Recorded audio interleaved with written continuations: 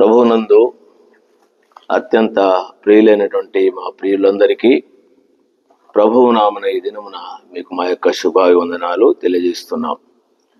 ఈ దినము మనకు లేక భారతదేశం వారికి స్వాతంత్ర్యం యొక్క దినముగా చాలామంది ఎంతో సంతోషంగా ఆనందంగా ఉన్నటువంటి సందర్భము మనం ఎరుగుదాం. ఈ సందర్భంగా కొన్ని విషయాలను మీ గ్రహింపులను తీసుకుని రావాలని ప్రభువు నామన ప్రేరేపించబడుతూ ఉన్నాం. దానికి ముందు మన పితరులు రాసినటువంటి యొక్క పాటల్లో నుండి సియోని గీతంలో నుంచి 324 కొత్త పుస్తకము, 321 పాత పుస్తకం, హిందీ సాంగ్ బుక్ ఉంటే 168. హల్లెలూయా హల్లెలూయా హల్లెలూయా స్తోత్రం, హల్లెలూయా హల్లెలూయా నీ రాజ్యమొచ్చుగాక. హల్లెలూయా హల్లెలూయా హల్లెలూయా స్తోత్రం, హల్లెలూయా హల్లెలూయా నీ రాజ్యమొచ్చుగాక. పాపము నుండి విడిపించి స్వతంత్రుని చేసే, పాపము నుండి విడిపించి స్వతంత్రుని చేసే, ఓ సన్నా ఓ సన్నా హృదయమర్షించును, ఓ సన్నా ఓ సన్నా హృదయమర్షించును. మానవుణ్ణి పాపము నుంచి విడిపించడానికి మన ప్రభువైన యేసుక్రీస్తు వారు భూలోకంలోనికి వచ్చినారు. ఈ సందర్భంగా స్వాతంత్రమును గురించినటువంటి సందర్భాలు కొన్ని విషయాలను మనము ఎరుగుతాం. మన ప్రభువైన యేసుక్రీస్తు వారు భూలోకములో మానవుడిగా ఉన్నటువంటి దినములలో యోహాను సువార్త 8వ అధ్యాయము 31 నుంచి ఈ విషయాలు రాయబడ్డాయి. యూదులు యేసుప్రభు వారితో వాదిస్తూ వచ్చినారు, మాట్లాడుతూ వచ్చినారు. మాట్లాడినప్పుడు ప్రభువైన యేసుక్రీస్తు వారు ఈ విధంగా సెలవిచ్చినాడు. 32వ వచనం యోహాను సువార్త 8:32. అప్పుడు సత్యము 31 అంటాడు, కాబట్టి యేసు తనను నమ్మిన యూదులతో, మీరు వాక్యమందు నిలిచిన వారైతే కాబట్టి యేసు తనను నమ్మిన యూదులతో, మీరు నా వాక్యమందు నిలిచిన వారైతే నిజముగా నాకు శిష్యులై ఉండి సత్యమును గ్రహించెదరు. అప్పుడు సత్యం మిమ్మల్ని స్వతంత్రులుగా చేయనని చెప్పగా, వారు మేము అబ్రహాము సంతానము, మేము ఎన్నడూను ఎవనికిని దాసులమై ఉండలేదే, మీరు స్వతంత్రులుగా చేయబడుదురని ఎలా చెప్పుచున్నామని ఆయనతో అనిరి. అందుకు యేసు, పాపము చేయు ప్రతి వాడునో పాపమునకు దాసుడని మీతో నిశ్చయముగా చెప్పుచున్నాను. దాసుడు ఎల్లప్పుడూ ఇంటిలో నివాసం చేయడు, కుమారుడు ఎల్లప్పుడూ నివాసం చేయను. కుమారుడు మిమ్మల్ని స్వతంత్రులుగా చేసిన ఎడల మీరు నిజముగా స్వతంత్రులై ఉందురు. గమనించండి, యేసుక్రీస్తు ప్రభు వారు తనను నమ్మినటువంటి యూదులతో ప్రభు చెప్తున్నటువంటి మాట, సత్యమును గ్రహించెదరు అన్నాడు. అప్పుడు వాళ్ళు ఏమన్నారంటే, సత్యము మిమ్మల్ని స్వతంత్రులుగా చేయను. ఏంటిది మానవుని స్వతంత్రునిగా చేసేది? సత్యము. ఈ విషయానికి యూదులు ఏమన్నారంటే, మేము ఎప్పుడు ఎవరికి దాసులం కాలేదే, నీవెట్ల మమ్మల్ని స్వతంత్రులుగా చేస్తావు అని చెప్పేసినటువంటి సందర్భాన్ని ప్రభుతో మాట్లాడుతూ వచ్చినారు. అప్పుడు ప్రభు ఏమన్నాడంటే 34వ వచనం, పాపము చేయు ప్రతి వాడును పాపమునకు దాసుడు. గమనించండి, స్వతంత్రము అంటే ఏంటంటే విడుదల లేక విముక్తి, విమోచన అని అర్థం. గుర్తుపెట్టుకోండి, స్వాతంత్ర్యము అనగా ఏంటిది అని అంటే విడుదల, విమోచన, విముక్తి. కాబట్టి మానవుడు ఎన్ని రకాలుగా విముక్తి పొందాలా, దేనికి విడుదల కావాలా. అందుకనే నేను ఈ విషయాల గురించి సమయానుకూలను బట్టి కొన్ని తలంపులను నేను మీ గ్రహింపులను తీసుకొని రావాలని తలుస్తూ ఉన్నాం. ఇక్కడ వీరు మాట్లాడినారు, మేము ఎవరికి దాసులము కాదని. ఆదికాండము 15వ అధ్యాయంలో మన పితరుడంటే అబ్రహాముతో దేవుడు మాట్లాడుతూ వచ్చినాడు, మీ సంతానము. గమనించండి, ఆదికాండము 15వ అధ్యాయంలో ఈ విధంగా చెప్తూ వచ్చిన 15:14లో వారు 400 ఏండ్లు వీరికి శ్రమ పెట్టుదురు, వీరు ఎవరికి దాసులవుదురో ఆ జనమునకు నేనే తీర్పు తీర్చుదును, తరువాత వారు మిక్కిలి ఆస్తితో బయలుదేరి వచ్చెదరు. గమనించండి, యూదులు లేక ఇశ్రాయేలు యొక్క ప్రజలు వారికి ఇచ్చినటువంటి మాటను బట్టి 430 సంవత్సరములు ఐగుప్తులో దాస్యములో ఉన్నారు. తిరిగి ఆ దాస్యంలోంచి విడిపించడానికి కొరకు దేవుడు మోషేను వారికి పంపినాడు. నిర్గమకాండము 3వ అధ్యాయంలో ఈ మాటలు రాయబడి ఉంటాయి. కాబట్టి ఈ విషయాలను మనము ఎరగవలసిన వారంగా ఉంటాం. 3వ అధ్యాయంలో ప్రభు ఈ విధంగా చెప్తూ వచ్చినాడు, మోషేతో దేవుడు మాట్లాడుతూ వచ్చినాడు.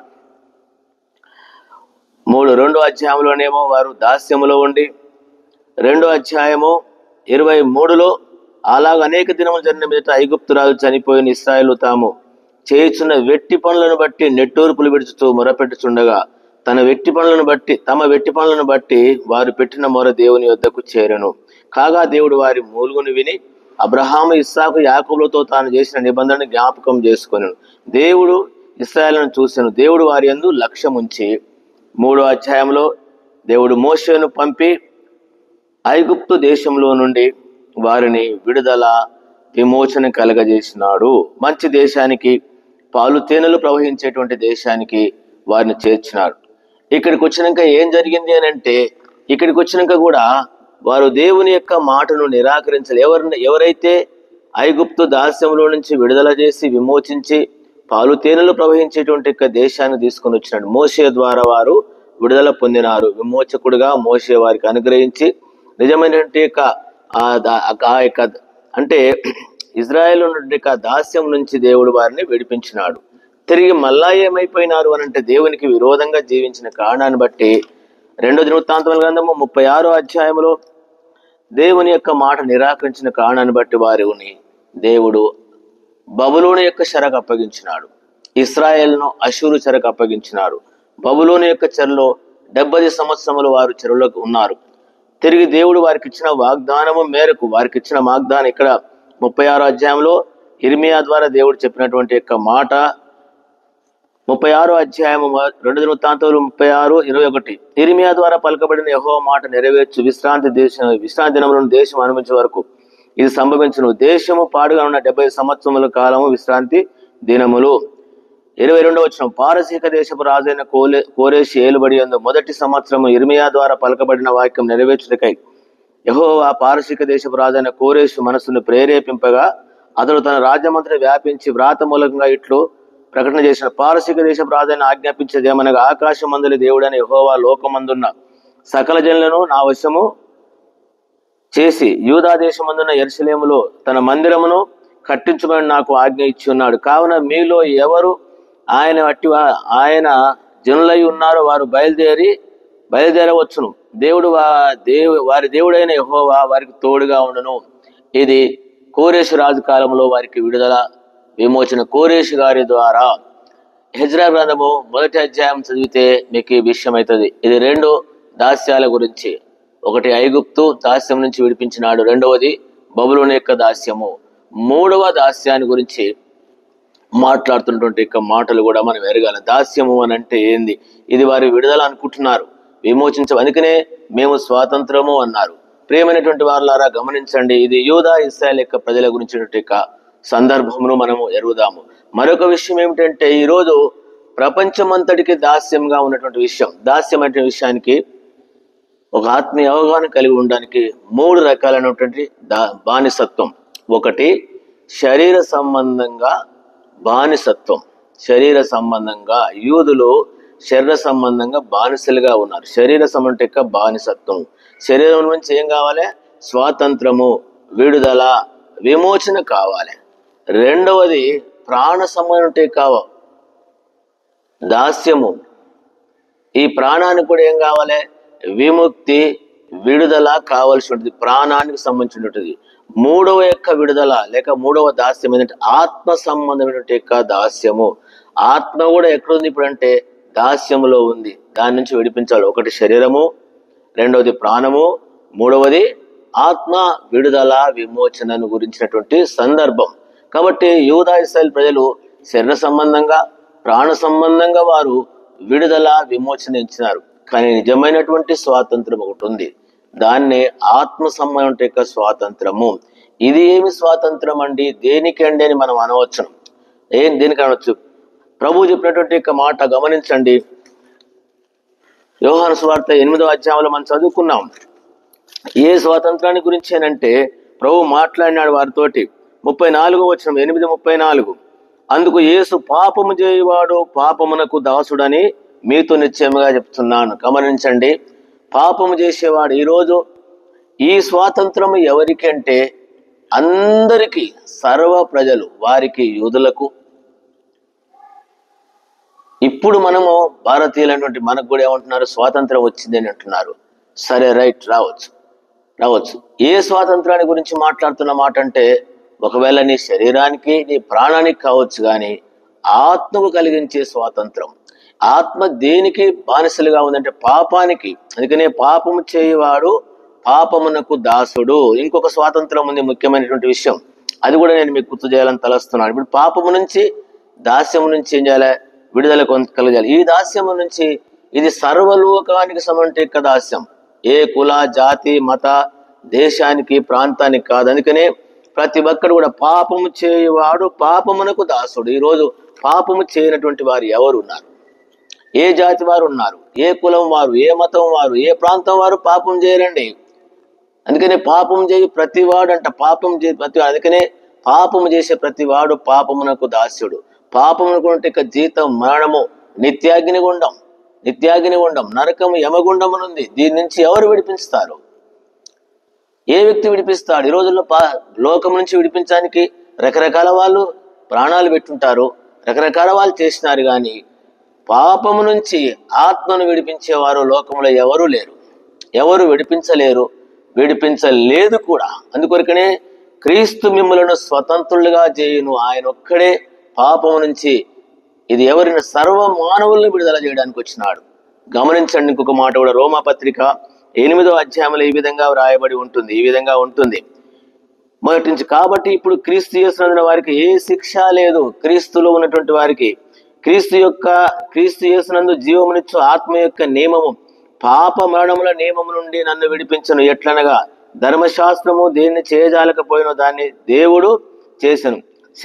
శరీరమును అనుసరింపగా ఆత్మ అనుసరించి నడుచుకొని మనం ఎందు ధర్మశాస్త్రం యొక్క నీతి విధి నెరవేర్చబడవలని పాప పరిహారము నిమిత్తము దేవుడు తన సొంత కుమారుని పాప శరీరాకారముతో పంపి ఆయన శరీరమందు పాపమునకు శిక్ష విధించెను. కాబట్టి ఈ యొక్క విషయం ఏంటంటే, యూదులు మరొక దాస్యం కింద ఉన్నారు. ఏదంటే ధర్మశాస్త్రం అంటే దాస్యం నుంచి కూడా, ఆ దాస్యం నుంచి వచ్చేసి ధర్మశాస్త్రం దాస్యం కింద ఉన్నారు. ఇది ఒక పెద్ద చరిత్ర, ఇప్పుడు ఈ విషయం కాదు. కానీ ధర్మశాస్త్రం అంటే దాస్యం నుంచి కూడా ప్రభు యూదులను కానీ, ఈ రోజుల్లో మనకు కూడా ధర్మశాస్త్రాలు ఉన్నాయి, రకరకాల శాస్త్రాలు ఉన్నాయి, ఒక్కొక్కరికి ఒక్కొక్క శాస్త్రం ఉంది. ఆ శాస్త్రాలు మనల్ని ఏం చేసినట్టే బంధించేసినాయి. దాన్నే పట్టుకోవాలి, అవే ఆచారాలు, అవే మూఢనమ్మకాలు. ఇది చేస్తేనే యూదులకు కూడా ధర్మశాస్త్రం ఉంది, వారి యొక్క నియమ నిబంధనలు, వారి యొక్క అర్చనాచారాలు చేస్తే వారికి విడుదల ఉందనుకుంటున్నారు. కానీ లేదు. వాటి ద్వారా ఈ రోజుల్లో ప్రతి ఒక్కరికి, ఒక్కొక్క దేశానికి, ఒక్కొక్క మతానికి, ఒక్కొక్క కులానికి కొన్ని శాస్త్రాలు, పురాణాలు, శాస్త్రాలు ఉన్నాయి. వాటిని అనుసరిస్తే మాకు మోక్షం ఉందనుకుంటున్నారు, మాకు విడుదల ఉందనుకుంటున్నారు. లేదు. అందుకనే ఇవన్నిటి నుంచి ప్రభు విడిపించడానికి వచ్చినాడు. అందుకనే వారు ధర్మశాస్త్రం నుంచి మనల్ని కూడా ఏం చేసినాడు, మనకు కూడా ఉన్నటువంటి విధానం నుంచి విడిపించడానికి. ఇవన్నిటికీ యేసు ప్రభు వారే మూలము. ఆయన పాప మరణముల యొక్క నియమము నుండి మనల్ని విడుదల చేసినాడు, కాబట్టి విమోచించినాడు. ఈ విమోచన, విడుదల యేసు ప్రభు వారి ద్వారానే కలుగుతుంది. చాలా లేఖనాలు ఉన్నాయి. క్రీస్తు మనలను ఆయన దగ్గరికి రావడం ద్వారా, లేక ఆయన ఈ లోకానికి వచ్చి సర్వలోకం యొక్క పాప నివారణ కొరకు ఆయన సిలువలో యజ్ఞమైపోయినాడు, బలి అయిపోయినాడు. ఆయన ద్వారానే సర్వలోకానికి విడుదల, విమోచన, విముక్తుంది. ఎక్కడి నుంచి అంటే పాపము నుండి. పాపం మనందరికి శత్రువు, భయంకరమైనటువంటిది మరణం అనేటువంటిది. మరణము అని చెప్పేసి రాయబడింది 1 కొరింథీ పత్రిక 15వ అధ్యాయం 26వ వచనంలో. కడపడి శత్రువు మరణం. ఈ మరణం నుంచి ఎవరు విడిపిస్తారంటే పాపం నుంచి విడిపించబడాలి. పాపం నుంచి విడిపించబడాలంటే ఏం కావాలంటే ఒక మార్గం కావాలి. ఆ మార్గమే ప్రభు అయిన యేసుక్రీస్తు వారు. కాబట్టి గమనించండి ప్రియులారా, పాపం నుంచి విడిపించడానికి, విమోచనానికి యేసు ప్రభు వారు వచ్చినాడు, మనందరికీ చనిపోయినాడు, సమాధి చేయబడ్డాడు. ఇంకొక విడుదల కూడా రాయబడుతుంది బైబిల్లో. పాపము నుంచి అంటే ఒకరోజు ఈ శరీరము కూడా ఏం కాబోతుంది అని అంటే ఈ యొక్క ఆత్మ నుంచి విడుదల పొందబోతుంది. అది కూడా నిరీక్షణ కలిగినటువంటి విషయం, బైబిల్లో ఉన్నటువంటి విషయమే. నిరీక్షణ కొరకు ఎదురు చూసి శరీరము కూడా ఏం చేస్తుంది, ఆ విడుదల కొరకు, ఒకరోజు విమోచన కొరకు. ఇది మర్త్యమైపోయేది అంటే మరణించేది. ఇది కుళ్ళిపోయేటువంటి ఈ శరీరం నుంచి ఆత్మ విడుదల పొందబోతుంది.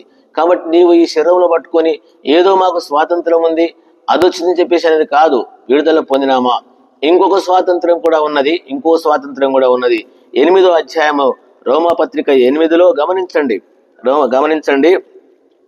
20 నుండి 20 లేక 19 నుండి ఈ 18 నుంచి కూడా మంచి చక్కగా ఉంది. మన ఎడల ప్రత్యక్షం కాబో మహిమెదుట ఇప్పటి కాలపు శ్రమలు ఎనతగిన కానీ ఎంచున్నాము. దేవుని కుమారుల ప్రత్యక్షత కొరకు సృష్టి మిగుల ఆశతో తేరి చూచుతూ కనిపిస్తుంది. సృష్టికి కూడా విడుదల ఉంది, విమోచన ఉంది. అది కూడా స్వాతంత్రం పొందబోతుంది. ఎందుకు? ఈ భూలోకంలో మానవుడు చేసినట్టు ఈ పాపాలన్నీ భూమి మీద చేస్తున్నాం.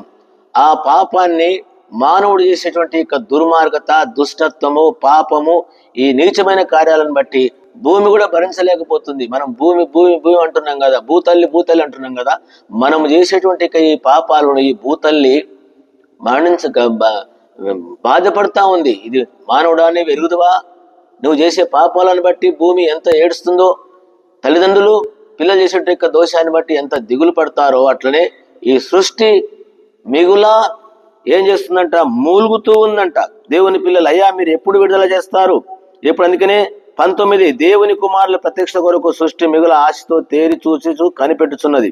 ఏలయనగా సృష్టి నాశనమునకు లోనైన దాస్యములో నుండి విడిపింపబడి దేవుని పిల్లలు పొందవో మహిమగల స్వాతంత్రం పొందునను నిరీక్షణ గలదై స్వేచ్ఛగా గాక దాన్ని లోపరిచిన వానికి మూలముగా వ్యర్థపరచబడను. 22 సృష్టి యావత్తు ఇది వరకు ఏకగ్రీవంగా మూలుగుచు ప్రసవేదన పడుతుంది. ఓ ప్రియులారా, భూమి మీద నివసించే వారులారా, మనం చేసేటువంటి పాపాన్ని, మోసాన్ని బట్టి, దౌర్భాగ్య జీవితాన్ని బట్టి ఏదో స్వాతంత్రం వచ్చింది. దేనికి వచ్చింది? మోసం చేయడానికి, అబద్ధాలు ఆడడానికి, దౌర్భాగ్యమైన జీవితం జీవించడానికి వచ్చేసింది. కానీ ఒకరోజు నీ శరీరము నీ ఆత్మ నుంచి విడుదల పొందవలసి ఉంటుంది.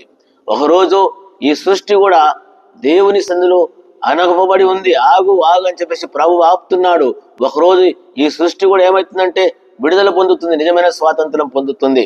చివరి మాటను ఇది మేము వివరించలేకపోతున్నాం. ఈ యొక్క ఆశ సృష్టి దేవుని పిల్లలు పొందబేటువంటి ఆ స్వాతంత్రం కొరకు ఎదురు చూస్తూ ఉంది. సృష్టి ఆత్మీయంగా దేవుని బిడ్డలు ఈ విమోచన కొరకు, విడుదల కొరకు ఎదురు చూస్తూ ఉన్నారు. ఎందుకు అనంటే ఈ పాతదంతా పోతుంది. ప్రకటన గ్రంథము 21వ అధ్యాయం, ప్రకటన గ్రంథము 21వ అధ్యాయంలో ఈ విధంగా దేవుని యొక్క ఆత్మ ద్వారా దేవుని దాసులు తెలియపరిచినట్టు యొక్క మాట గమనించండి. 21 అంతటా నేను కొత్త ఆకాశమును కొత్త భూమిని చూస్తుని, మొదటి ఆకాశం మొదటి భూమి గతించిపోయిన, సముద్రం ఇక లేదు. గమనించినారా? భూలోకంలో స్వాతంత్రం వచ్చని చెప్పుకునేటువంటి మనము నిజమైనటువంటి స్వాతంత్రం దేనికి అంటే ఆత్మకు. ఆత్మ ఇంకా ఎక్కడ ఉంది? పాపంలో ఉంటే నువ్వు దాస్యంలో ఉన్నావు, మోసంలో ఉన్నావు. నువ్వు చేసే పాపాన్ని బట్టి సృష్టి మొత్తుకుంటుంది, అరుస్తుంది, దేవునికి మొరపెడుతూ ఉంది. కాబట్టి ఒకరోజు దేవుడు ఈ సృష్టికి విడుదల, విమోచన కలగజేయబోతున్నాడు. విడుదల కలగబోతున్నాడు. ఆ సృష్టి, భూమి, ఆకాశం పోయిన తర్వాత నువ్వెక్కడుంటావు? అందుకని ఈ విషయాన్ని ఎరిగి నిజమైనటువంటి స్వాతంత్రము మన ప్రభు అయిన యేసుక్రీస్తు వారి ద్వారా ఆయన మరణంతో జయించినాడు, మరణాన్ని జయించినాడు. ఆయన దగ్గరికి వస్తే విడుదలిస్తాడు. ప్రభువా నేను పాపిని, నన్ను క్షమించు, నేను ఇంకా ఈ పాపపు దాస్యములో ఉన్నాను, బానిసత్వంలో ఉన్నాను అని చిన్న ప్రార్థన చేసుకుంటే గొప్ప విడుదల, విమోచన కలుగుతుంది.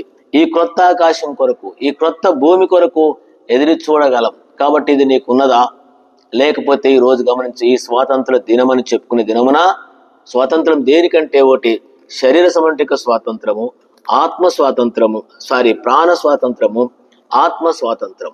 అంతేకాదు శరీరము, భూమికి కూడా ఏమైంది? స్వాతంత్రం ఇవ్వబోతున్నాడు. ఈ స్వాతంత్రం దేవుడు యేసు ప్రభు వారి ద్వారానే కలుగుతుంది. ఇది నీకు కావాలనుకుంటే ఈ విషయాలను ఇంకా బైబిల్ నుంచి ఎరగండి, సత్యాన్ని గ్రహించండి.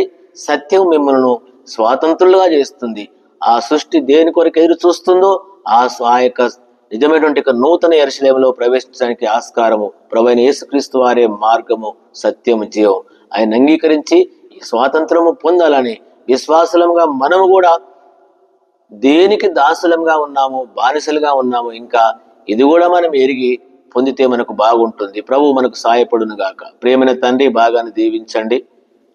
కృప చూపని యేసునామమున ప్రార్థించి వేడుకుంటున్నాను తండ్రి. ఆమేన్. మన తండ్రి అయిన దేవుని యొక్క ప్రేమ, మన ప్రభువైన యేసుక్రీస్తు కృప, పరిశుద్ధాత్మ సహవాసం మనందరి తోడై ఉండును గాక.